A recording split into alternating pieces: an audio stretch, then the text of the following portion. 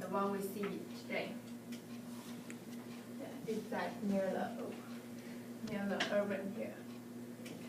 Well, okay, well, that map's in Chinese. How come?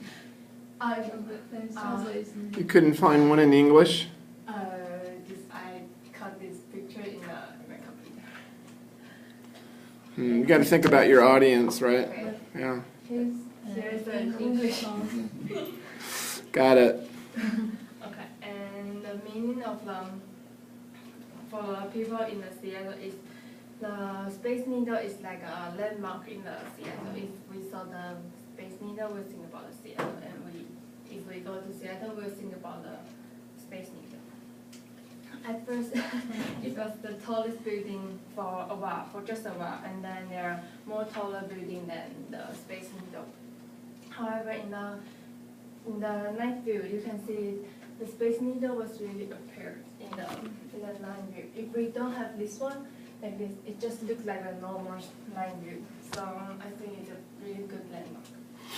And then there's on the top of the building, there's a kind of light beam, but this is very powerful. So some astronomers think that will cause the light pollution when they are watching the star or something like that.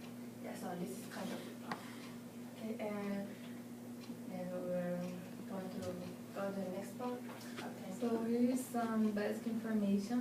As Chen said, it's located in Seattle, Washington, and its construction starts in 1961 and ends in 1962. It took exactly, since the design until the end of the construction, took 400 days. And also its intended use is not just observatory as tallest place, but also is a restaurant. It's a point that we found so interesting. The materials that was used is steel, concrete, and glass. And the architect used a style called futuristic because he thinks about how the buildings will be in the future. So it's like the needle, space needle.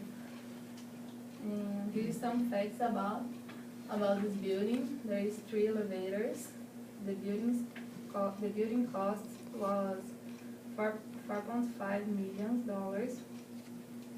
There is 832 steps to the observation deck, and there was an original name that was the Space Cave, and the restaurant was also called Eye of the Needle, but now it's called Sky City. Yeah. And when we are doing the research for the Space Needle, I found that something was interesting. It's the sky thing on the top of the building. Because the people always think that if we have something really bright in the night, that will be really beautiful. But we never think about that it would also cause the light pollution. So today we talk about some background information and some information about the architecture of this building and how it's important for the citizens of Seattle.